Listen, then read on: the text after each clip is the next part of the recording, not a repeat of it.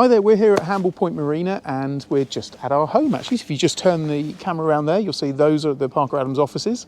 And I have behind me an Axopar 28 T-Top. It's a 2021 boat, 2022 model year.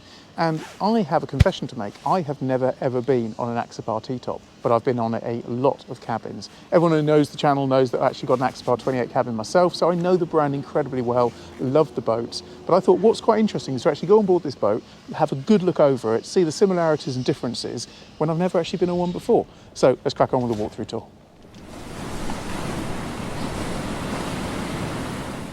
Right, so we are standing behind the Axopar T-Top, and the first thing I've noticed, it's got a racing Verado 400. Now, I have never seen a 400 horsepower on an Axopar before. They can, of course, take it, but what you normally find on a cabin is up to 350.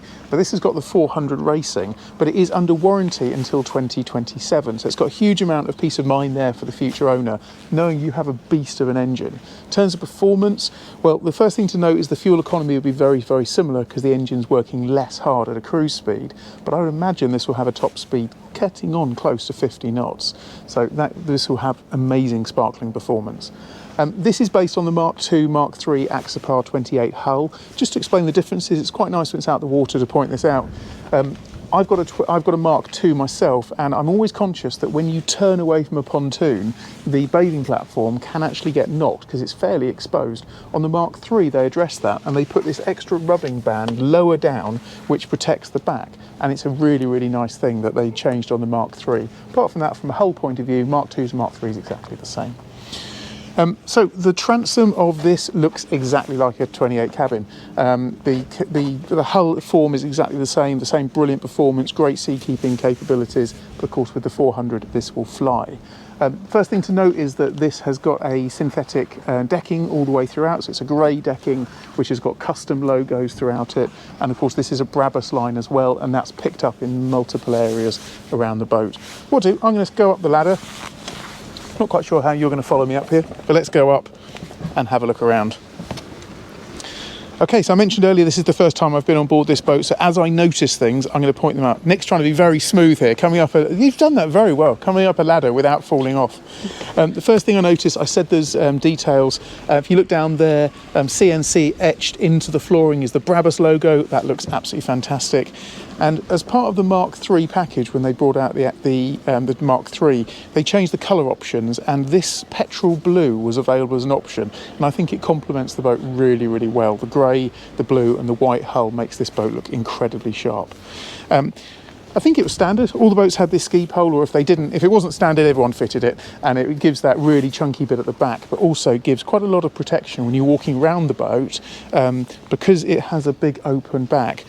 Walking around here, holding onto it, you can use it for skiing, but you can see there's no wear on there, so it's never had anyone skiing behind it, but it's a good chunky addition to the boat there. Inside both of these aft lockers you have storage space. Just lift that up and twist it. So inside that one you've got access there to a bilge pump. You've got a couple of fender storages there, and again with the Mark III they added the option to have these little petrol blue covers on the back for extra seating, and then you've got exactly the same on this side here. Just pop that off, twist that open, and again there's more storage space in there as well, so that's really, really nice to see. Fuel is exactly the same place as the cabin version, so the fuel is just down there, the filler just twists and opens up. And then you can see the black for the Brabus line is also mirrored up here, as a radar could be added onto the top there, and this is also fitted with an Echo Max radar reflector as well. So the cabin's nestled in here. I don't actually know how to access it, which is quite cool because it's the first time I've been on board this boat, so I'll do that as we walk our way through. Let's carry on walking our way forwards, and I'll spot things as I notice them. Outside speakers, a lot of people don't spec those on Axopars, but it's really nice to see them. And you've also got a transom shower. It's only cold water, but I have to say, when you swim in the UK, when you go in the water and then shower yourself down with cold water from a tank, it's always warmer than the sea, so it actually feels quite warm anyway. Good wide walk-arounds here. Handles all the way around, which again is different. I'm used to having a cabin to hold on to, but it's good to see that there's good handholds all the way around as well. And then I do like this flooring is really, really nice. I think that's excellent. It's a unique design. It's been done by a company called Elite Teak, and it just looks very, very fresh and works really well with the boat there. The petrol blue is all the way throughout here. The table has even got this, and that's got the Brabus line there, Brabus line inscribed into the back there. I'll just grab this for a second, because one of the other changes that I like on the Mark III is the fact that the anchor windlass became all chain. So if we open up in here, you'll see it's got a proper anchor chain there, and then controls just here as well. So that's really nice addition they made on the Mark III. I've just noticed as well, there is pole marks here where you can have a sunshade. So the sunshade can be added onto the front that then encloses this whole area off with an additional sunshade. Windscreen wipers, that's interesting. Used to seeing the windscreen wipers swiping from the top. They're coming from the bottom. They're fairly small, they'll come up to about there, but when you're sat down at the seat, they will just clear that line of visibility there and work pretty well. And inside the heads, I'm guessing it's a pretty familiar sight in there. It is. That is exactly the same heads that you get that I'm used to seeing. It's got an electric flush toilet that goes into a holding tank. But something I realised recently, and I didn't know this before, the flush on this is a freshwater flush, and it's really good because it makes sure that the loos never stink, because they quite often get salt water build up in them. So freshwater flush on all the Axopars, and in there again you've got cold running water in there as well. So that all looks very familiar. Let's have a wander around and see how you get into the I was going to say cabin, it's not a cabin, into the space inside here.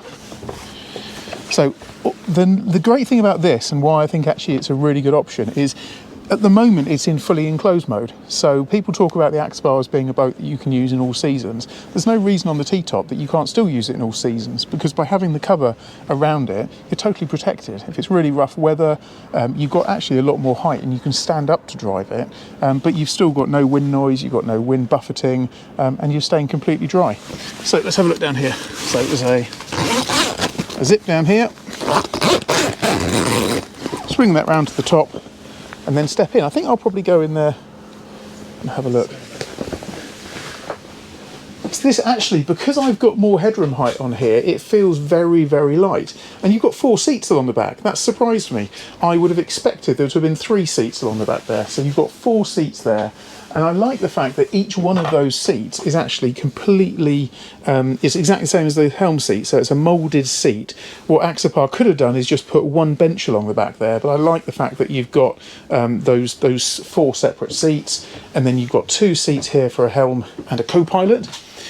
And then the owner of this boat loves his Ray Marine equipment, which I completely empathise with. It's an awesome kit, and so he always specs up his boats not to be supplied with the standard Axopar plotters, and fits Ray Marine equipment to them as well. In terms of the dash layout, it's pretty familiar. You've got, let's say, the large 12-inch plotter.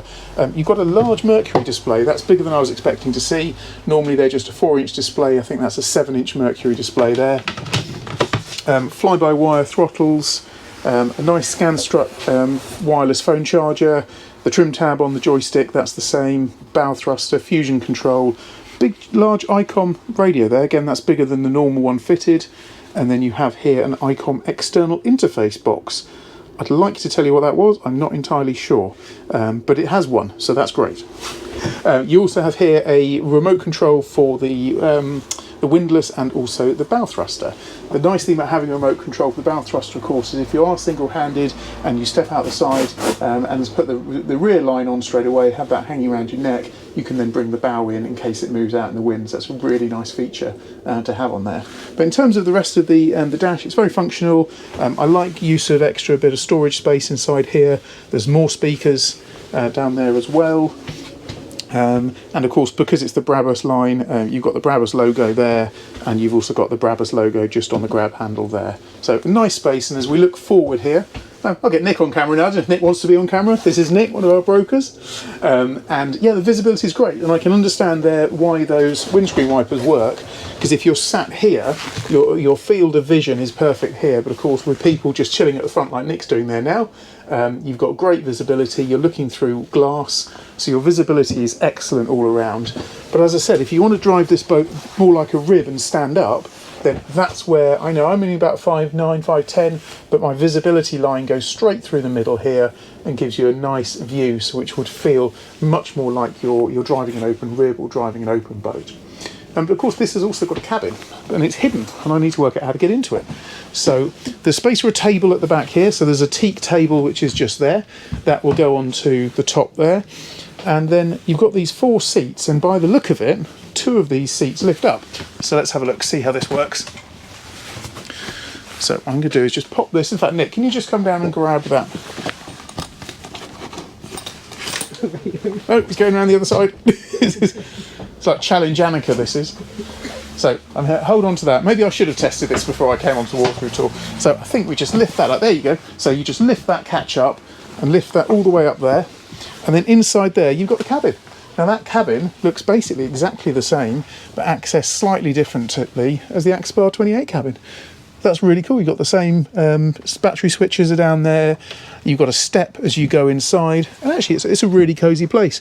It's exactly the same. You've got the same lights down there, which have got USB sockets on them. You've got you've got a big escape hatch and air at night, and then another ventilation hatch there as well. It's really cosy. I like that. The fact that you go into it at a slightly different place actually makes it feel a bit more cosy down there. And certainly when you lift up that hatch at the back, it'll let a lot of natural light in as well. So that's nice little feature there.